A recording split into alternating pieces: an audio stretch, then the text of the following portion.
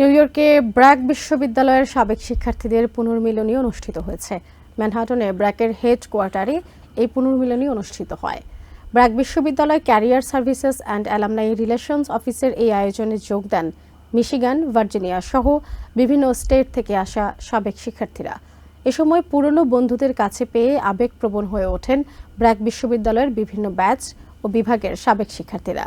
অনুষ্ঠানে উপস্থিত ছিলেন বিশ্ববিদ্যালয়ের উপাচার্য doctor Syed Ferhat Anwar, registrar doctor David Dowland, computer science and engineering বিভাগের চেয়ারপারসন ডক্টর সাদিয়া হামিদ কাজী এবং ডেটা অ্যান্ড সায়েন্সেস স্কুলের ডিন ডক্টর মাহবুব মজুমদার।